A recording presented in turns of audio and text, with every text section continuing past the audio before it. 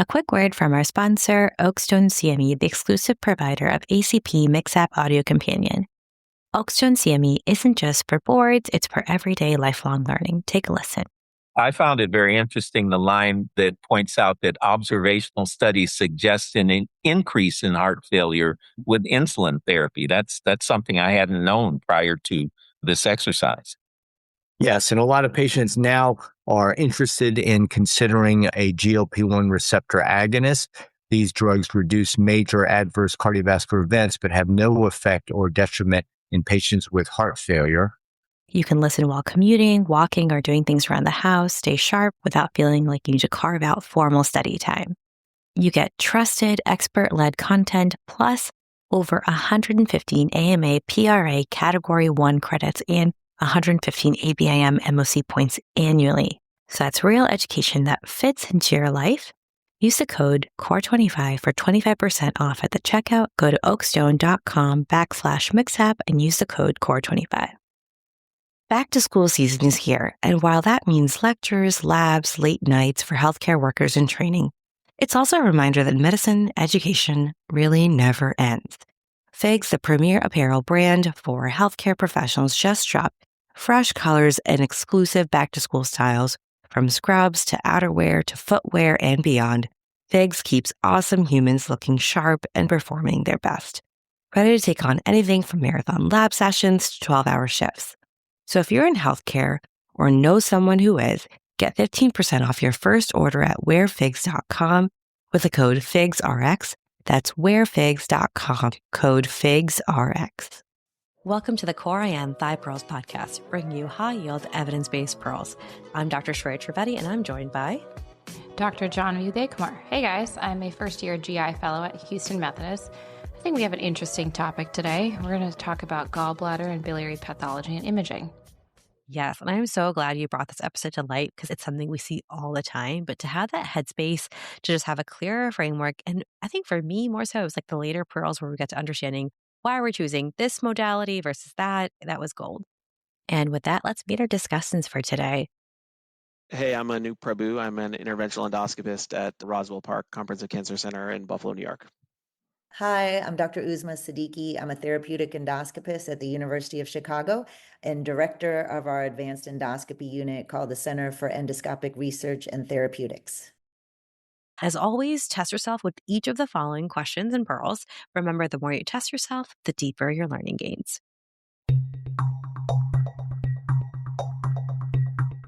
Pearl 1, the foundation. How does where the stone gets stuck determine everything that follows?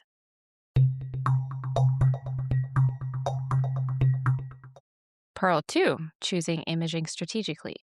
When should you start with an ultrasound? Why does a CT scan help? When do you escalate to something like a HIDA scan? Pearl 3, evaluating the biliary tree. When you see ductal dilatation or rising bilirubin, how do you think through an MRCP, and what actually counts as quote-unquote abnormal ductal dilatation?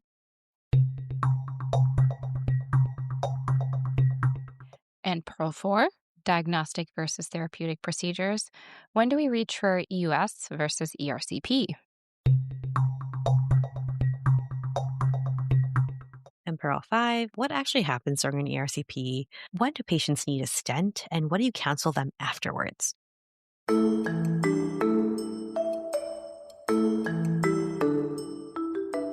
All right, John B., let's set the foundation before we get into the imaging and more of the management nuances. Let's just do a quick run through of the spectrum of diseases that these little guys who kind of say like they're like the quiet roommates of the GI tract until they're not can cause.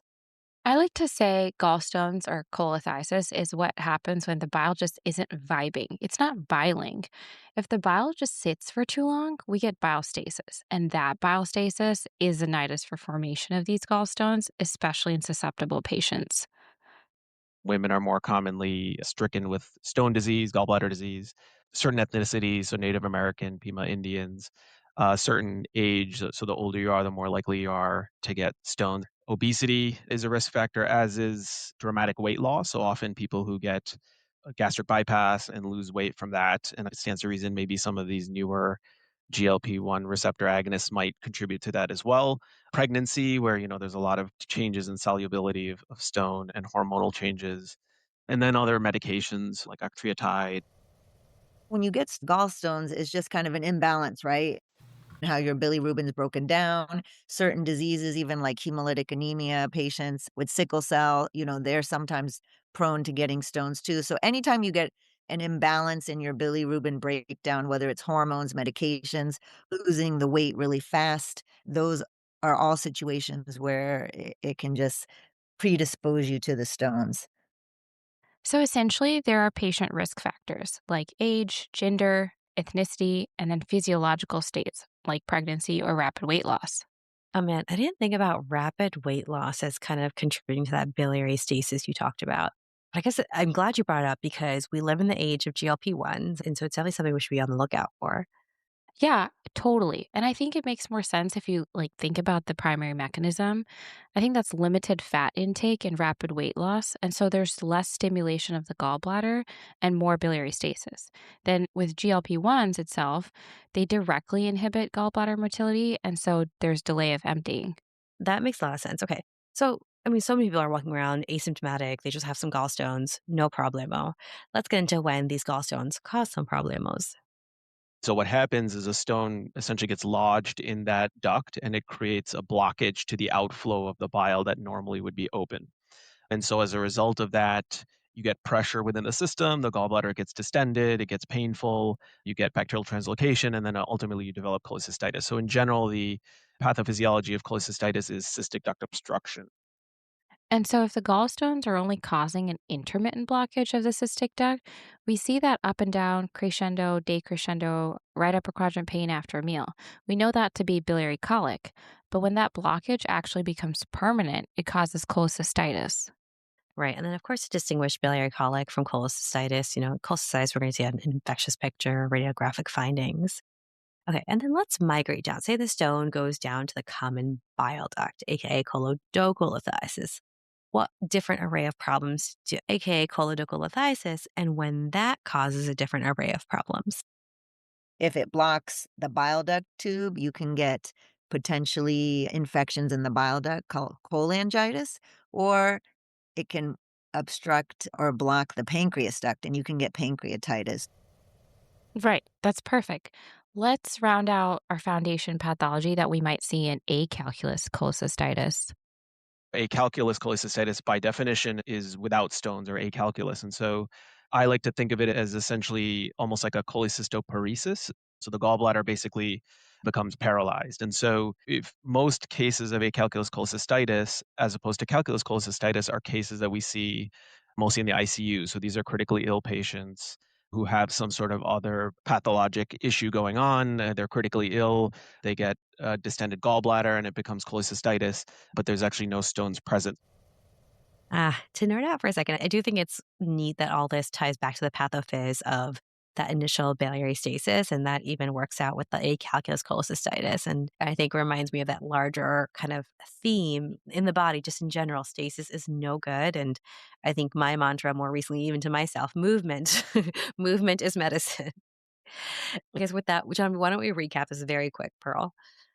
Pearl 1, move, but Pearl 2, if I had to make it simple, Yeah. gallstone disease is often a problem of cholesterol overload and motility failure. So the stones are basically innocent until they block something, and where they exactly block defines the disease. Right. So the intermittent blockage is going to be that biliary colic. And then when the stones really get lodged in the cystic duct and cause inflammation and infection, that's cholecystitis. And then blockage down in the bile duct, aka colodocolithiasis, that can lead to cholangitis. And if it even goes further down in the pancreatic duct, that can lead to pancreatitis.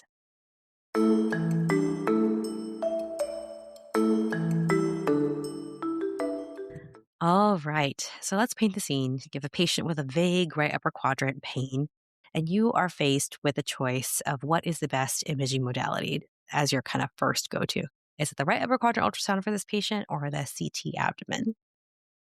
A lot of times in the ER, unless there's a lot of evidence to suggest that this is a right upper quadrant pathology, CT scan is usually the first test anyhow, because it kind of is a catch-all and will cover a lot of different things. It'll get ureteral stones or appendicitis or diverticulitis or all these other things that are on the differential. Whereas a right upper quadrant ultrasound, you're kind of putting all your chips in the idea that there's something wrong in the right upper quadrant. So the first branch point is how confident are we that this is gallbladder pathology or maybe some other intra-abdominal processes? The good thing is the CT scan, of course, gets the entire abdomen pelvis in one go. Yeah. It begs the question, is the CT just as good as the ultrasound when it comes to identifying problems with that gallbladder?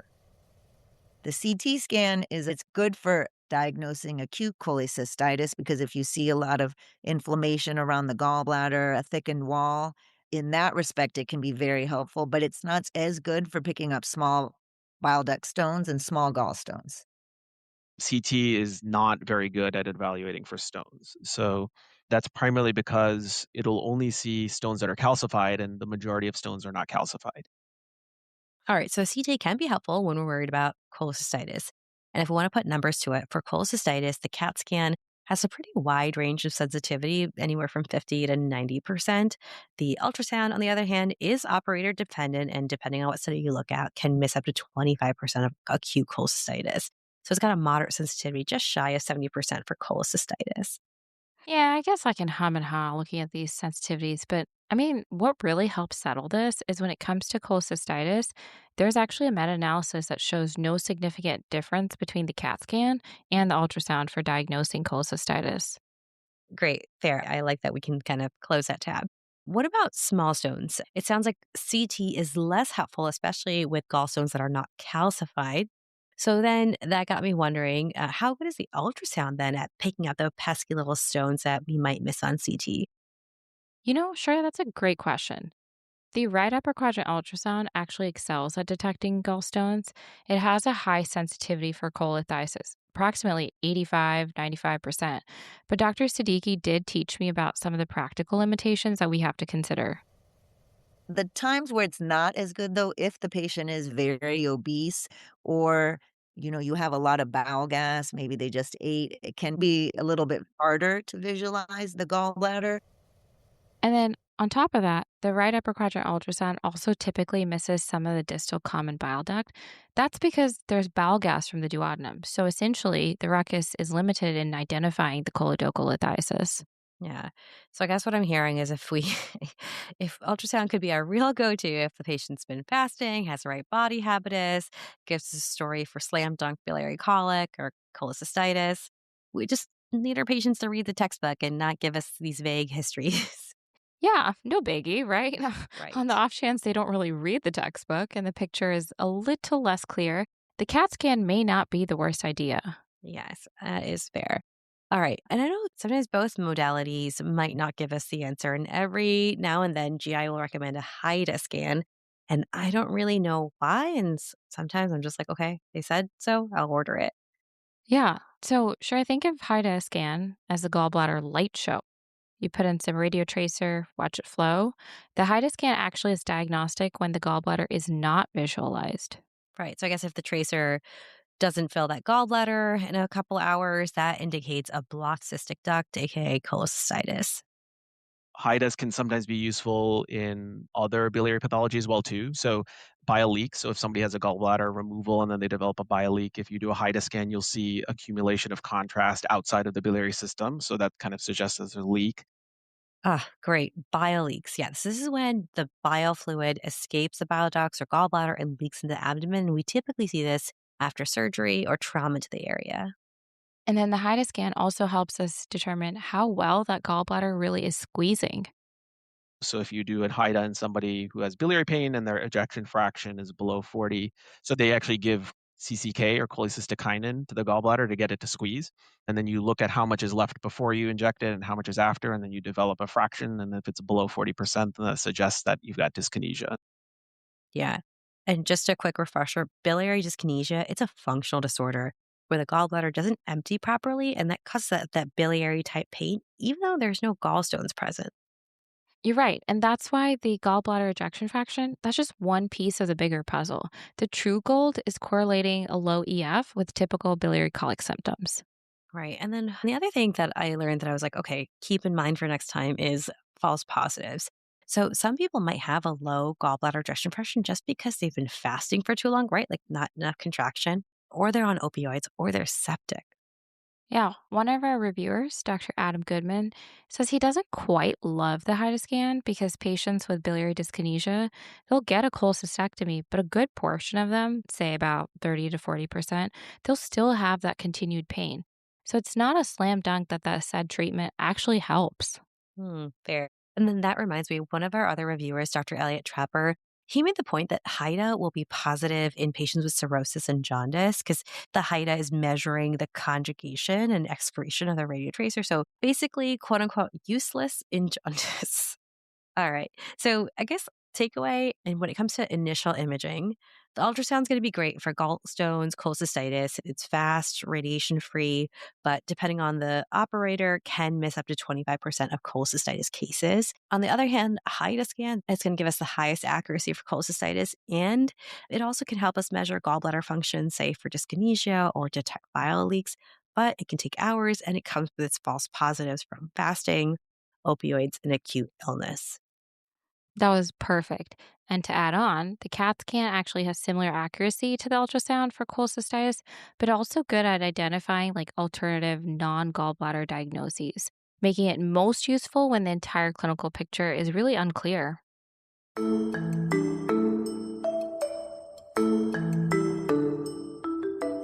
Okay, so we purposely chunked all the things for gallbladder pathology, right? Upper quadrant ultrasound, CAT scan, HIDA together.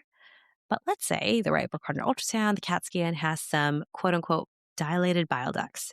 Say the bilirubin is elevated. This is where we're going to pivot to biliary tree imaging. And let's walk through what GI reaches for next and why. Yep, let's start with MRCP, which is usually the first non invasive step. So MRCP, some people get confused with that. It's strictly an imaging study. It sounds a lot like ERCP, but it's simply an MRI that's done with a different protocol to allow for optimal visualization of the bile duct. So MRCP is very sensitive for stones and very sensitive for stones in the bile duct, more so than for sure CT and also for abdominal ultrasound.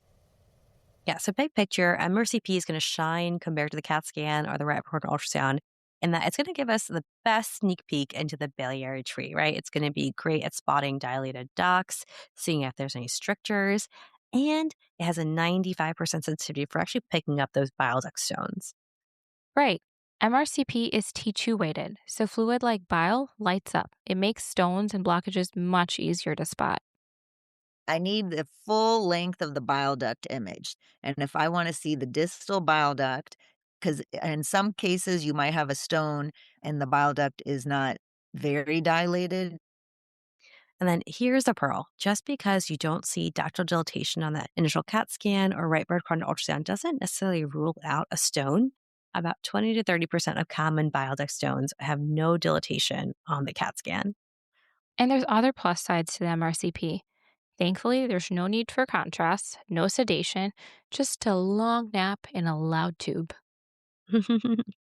MRCP, the patient does have to hold their breath here and there and lie still. So if you have a patient that can't follow instructions, you're going to get a report that says severe artifact and blurry images, so not as helpful. Yeah, so if you're ordering an MRCP, just think ahead. Do you think this patient really can lie still for 30, maybe even 60 minutes to get the best images?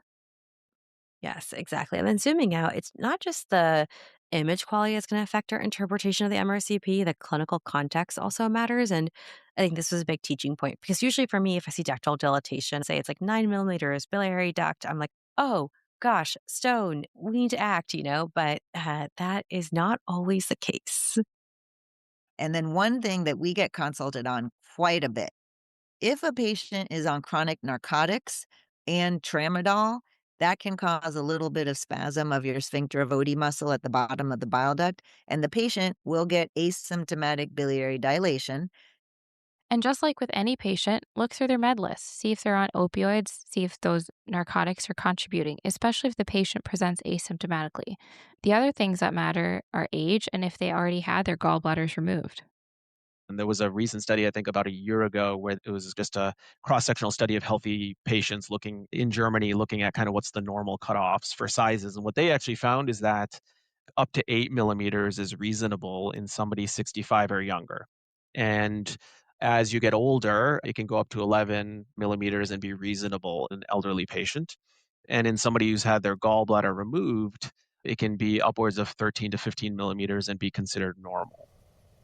Great. I'm going to say it again just because this comes up often and it's high yield. We can think about the ducts as like stretching with life. We can expect the bile ducts to be up to 8 millimeters when someone's young, and then to be 11 millimeters when they're over 65 or so. And then if their gallbladder's gone, we're okay with up to 13 to 15 millimeters. All right. So with that being said, I think the next time I'm on service and a patient asks me, Dr. Trivedi, why do I need to get another study? I already had a CAT scan. I think I'll be better equipped to say, it's the MRC is going to give us a much better picture further down in that biliary tree. And then I think I'll be more mindful when I'm looking at the interpretation of that bile duct dilatation and ask myself, is this person over 65? Do they have their gallbladder removed? And lastly, are they on any opioids? Or did they get any in the emergency room? Yeah, it's perfect. And in fact, it brings us to the more invasive things that we have on our hand that can be both diagnostic as well as therapeutic.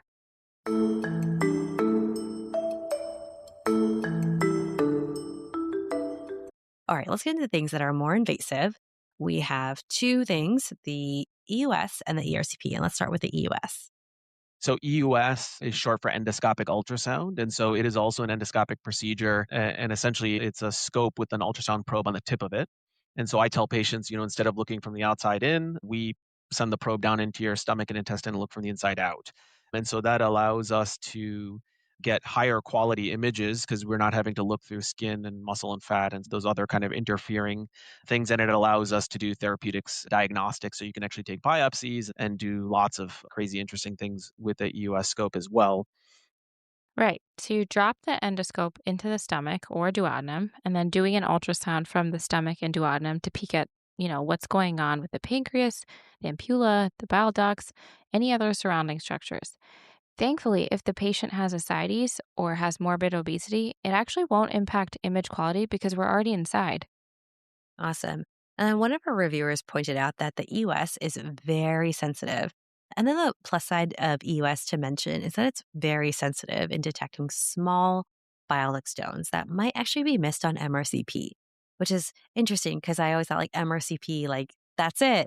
But it then helped me click why sometimes GI might say, okay, no, we actually need an EUS. Studies say that the EUS is quite sensitive, like 90 to 95% when it comes to choledochal lithiasis, especially for stones under 5 millimeters. So you use an EUS, for instance, if somebody has a pancreas mass and you need tissues, or you're often using them for fine needle biopsy or tissue acquisition. In this setting, that EUS would be done to evaluate the bile duct for stone. Yes. I feel like I've definitely seen the EUS done for patients when we definitely need tissue or biopsy. But one thing I learned is that we can also reach for the EUS for pancreatic fluid collection drainage or for even pain management with like a celiac plexus block.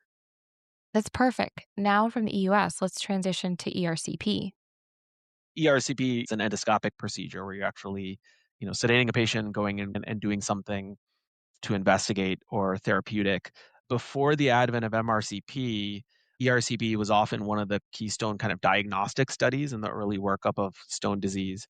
But because of the high quality of MRCP and other complementary studies like EUS and diagnostic ERCP is essentially a non-existent entity now. So we strictly use it primarily for therapy, mostly because it's not without risk, obviously pancreatitis and bleeding and infection. And so we kind of reserve it for the cases where we know we need to do something therapeutically. And to be precise, actually post ERCP, there's a risk of pancreatitis, about 3 to 10%. So with an ERCP, GI is going in either to extract that stone, place a stent, or relieve an obstruction. We aren't just scouting over there.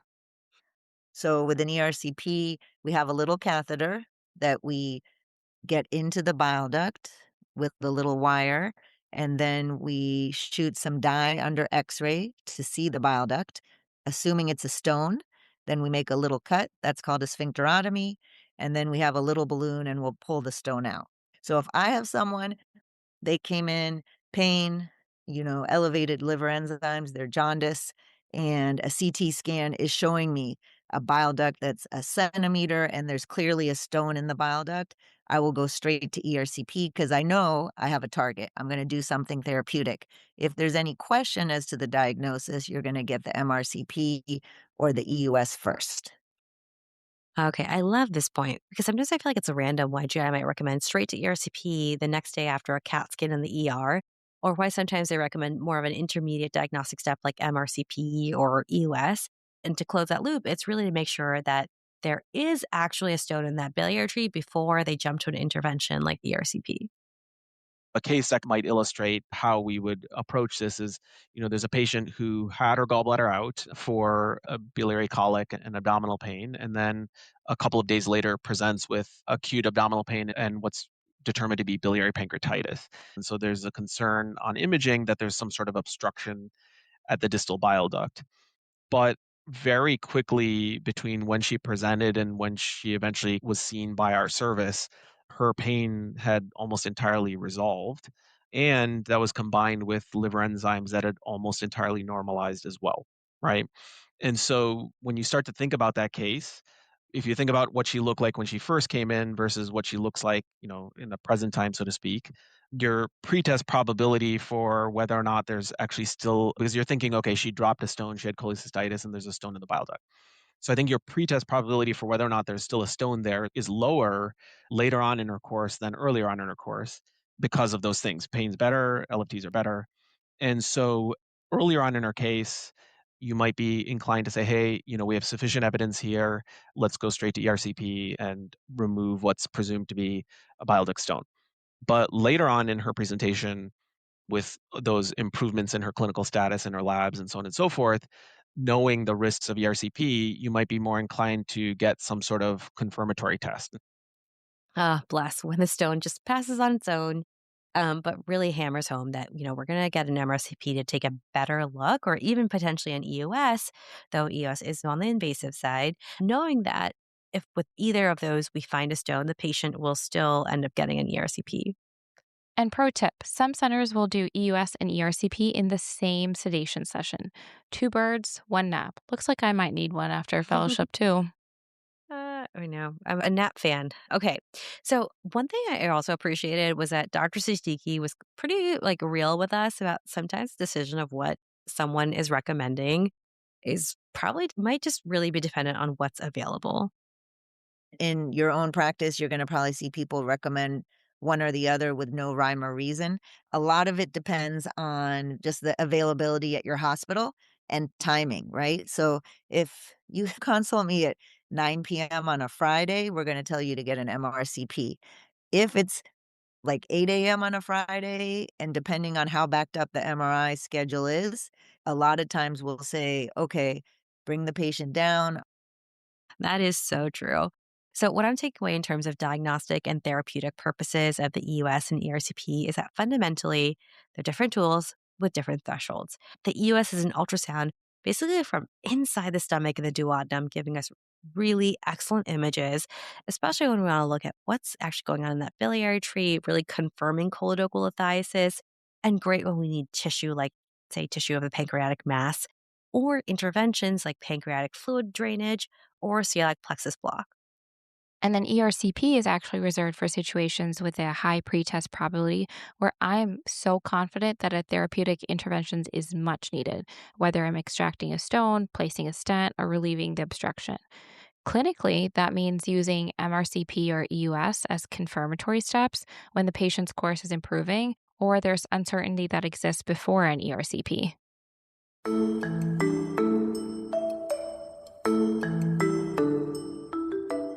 All right. Sometimes I find patients go down for an ERCP and they come back with a stent. I'm like, what? Surprise. And then some don't. And so it made me wonder, what is actually happening in that ERCP? Turns out quite a lot happened, Shreya. Yeah. I'll have to admit, before this episode, I fully didn't understand who or who doesn't get a sphincterotomy. So if somebody has a stone, almost with a few exceptions, they're going to get a sphincterotomy. And I think the idea is that the reason the stone got stuck is because it's bigger than the exit. This is kind of the most rudimentary way to think about it. And so you kind of cut the exit to be bigger, which is the sphincter vodi, and then you clean out all those stones to get it through. So typically you are doing something to make the exit bigger. In some instances, we end up dilating the exit instead, but in general, sphincterotomy is done almost universally for stone management. And the dilation he's referring to is usually done with a balloon. GI might use balloon dilation instead of sphincterotomy when bleeding risk is high. For example, patients who are anticoagulation or with coagulopathy.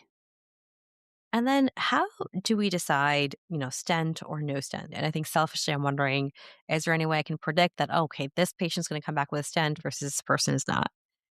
Sometimes that's a judgment call. And if you ask 4 different interventional GIs, they might tell you something different. Because I know some people that are like, if there's pus, 100% they're gonna always leave a stent. But sometimes you'll go in and you see a little pus, you get the stone out, you sweep the bile duct a few times, and then there's no more pus, it's draining bile very well. Then I won't leave a stent because then I don't have to go back now. If, say, there's a huge stone, multiple stones, and the patient's super sick, unstable, my goal is just go in, put in a stent, and get out. Usually, in that situation, we will put a plastic stent. Those stents are good for up to 3 months. So these plastic stents, they aren't meant to stay forever. There's larger 10 French stents that last about 3 months, while there's smaller 7 French stents that may have a median patency of about, I don't know, 2 months or so. In practice, stents are often used when the duct can't be fully cleared in one ERCP, whether that's because there's pus, multiple stones, or just the patient's really sick. We're trying to give the best chance for drainage from the bile duct to the intestine. Yeah, yeah. Thanks for saying that more explicitly. I guess I'm curious what happens, say you're kind of doing the RCP, you're in there and you just find the stone is just too big to remove. Yeah, that's when lithotripsy actually comes in. We have different forms of lithotripsy, mechanical, which is a basket that is attached to a crank that can break up a stone. We also can do what's called cholangioscopy, where you put this tiny 10 French camera inside the bile duct, and then you apply either electrohydraulic lithotripsy, which is shock waves with water, and or laser. The factors that come into play, how big of an opening to the bile duct can I make? And that's determined by each patient's anatomy.